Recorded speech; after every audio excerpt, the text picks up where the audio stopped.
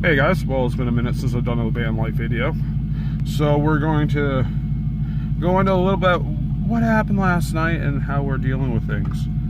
So it wasn't the coldest it's been, but it is the coldest it's been for a minute.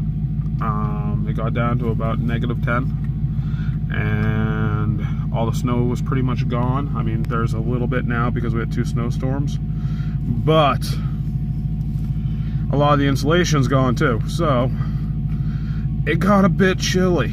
It did. Even my thermometer out back, I'll throw some pictures in somewhere right around, I don't know, at the end of this video or in the middle or wherever I split it, or we'll figure it out. But I'll throw some pictures in, and it was, when I took the pictures this morning, -6. And it felt cold as shit in the back of the van. It was about 70, 75 according to the thermometer or the thermostat, but sure did not feel it. So we're gonna have to work on that.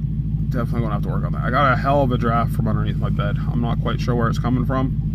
I know there is a storage compartment down there, and I do believe there's some holes in it, so it could be from down there, but I'm pretty sure I put Reflectix over the top of the lid, and I have Reflectix underneath the all the mattresses where the goes to where the jack is, and all the piping for the drainage.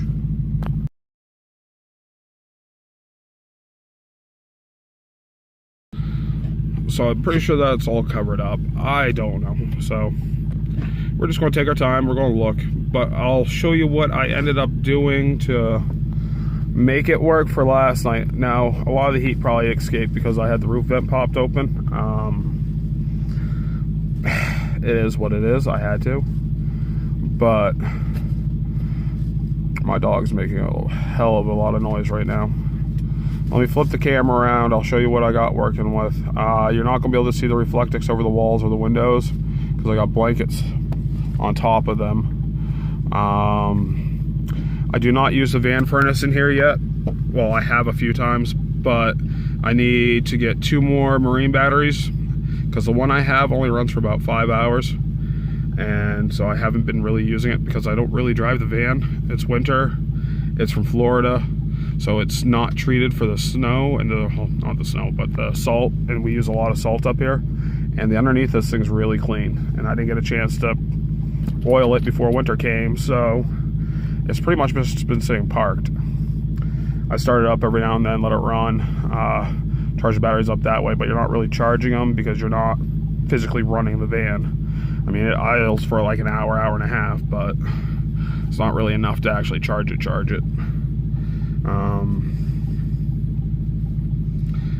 But let's see, I started in this thing, what was it, about the end of October. It is now February 15th. So I've been here for a couple months. Some cold nights, some warm nights. It's honestly really not that bad, guys. It's really not. I've been in kind of a funk, and I'm trying to work out of it. So I really haven't done much with the van itself other than keep my shit in here. And I just finally started cleaning it out. Like, it had a bunch of stuff that came with it, and I finally started cleaning that out.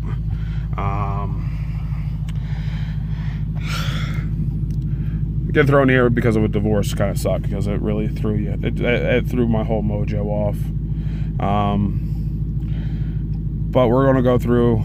I'll show you what I have for heating set up now and what I use, and then maybe we'll go over the glories of van life bathrooms and how to take a shower when you don't have a shower and things like that. So I do have access to a shower, though. I do. I am parked at my friend's apartment, so it kind of works out. Luckily, his landlord hasn't said anything the whole time I've been here. But I don't have electricity running in here. I don't have any real amenities. The propane tank should be full, or pretty close to full. I only use the heater a few times, and then it would just kill the battery, so I stopped using it. I only left it on during the day and stuff, really to keep Molly warm, because I can't have my dog in here freezing. So, all right, let me flip the camera around and I'll show you how I got the back wall set up and the bed set up, and I'll show you the two different heaters I use for the most part. All right, so this is how the back's set up. So there's a military wool blanket on the bottom of the bed itself, and then there's a sleeping bag over the top of that, so that kind of blocks out the coldness. And then another military wool blanket that I sleep under, and a thick comforter. And the black comforter is basically just Molly's. I'll have her crawl up next to me at night, and I'll flip it over on top of her. And then there's a huge window right there. It's got Reflectix going all the way from the top down to the bottom. And then there is, I believe, either 1 or 2 fleece blankets back there. That's where the back window is. That was a little harder to cover. So it's got Reflectix over the window for the most part. It goes all the way down to the bottom, and there's 2 fleece blankets there for sure. And then another window was right there. Same thing, Reflectix all the way from the top down to the bottom, and another fleece blanket. Then underneath that corner back there is a storage compartment. Same with that, and the furnace. And there is Reflectix on top of that. I can't really block off underneath the bed because that's where the furnace is. The only thing kind of sucks is because of the Fantastic fan, I can't jam one of those blockers up into that thing, but I actually have to leave that thing pop for the propane anyway, so it cuts down on the moisture. So what I did for last night, because it was so cold, I'll take the Mr. Buddy heater there, I'll bring it up near the bed, and I actually had it right there. So this pretty much blocks everything off, so it kept all the heat back here. I mean, yeah, you got a couple gaps around the top where it was oozing out a little bit, and the heater was right there in front of that one. So, and it kept it, like I said, about 70, 75 in here. But just back in this section itself, it was definitely cold, and I'm not sure why, and it shouldn't have been.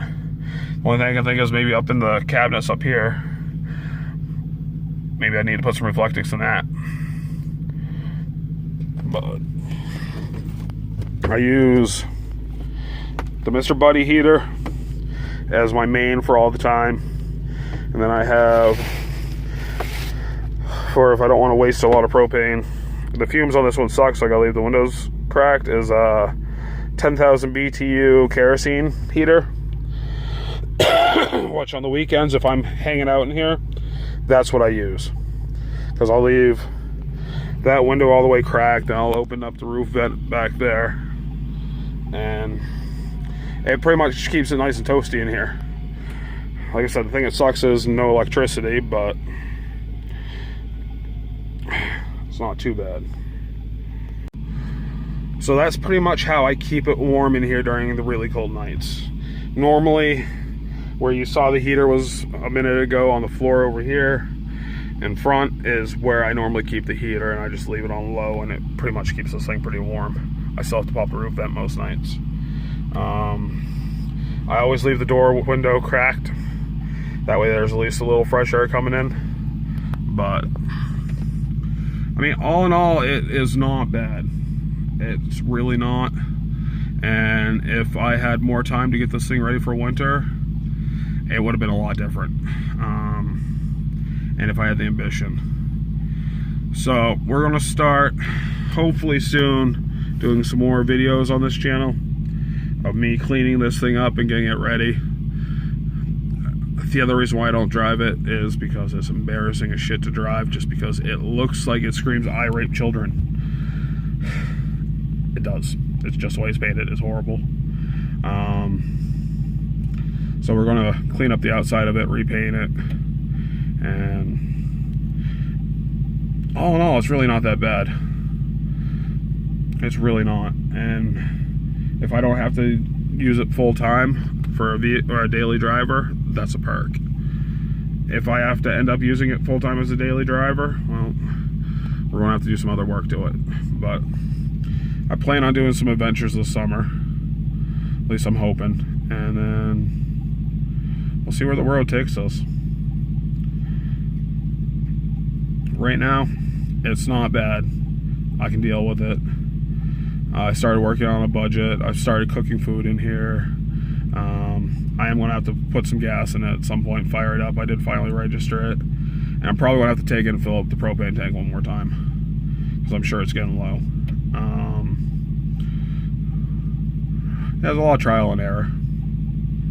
But wouldn't be van life done wrong if it wasn't done wrong. We'll get it though. Thank you guys for watching. I hope some of my mistakes have helped some of you guys, and hopefully this is a whole new world. We're going to find out though. Hopefully.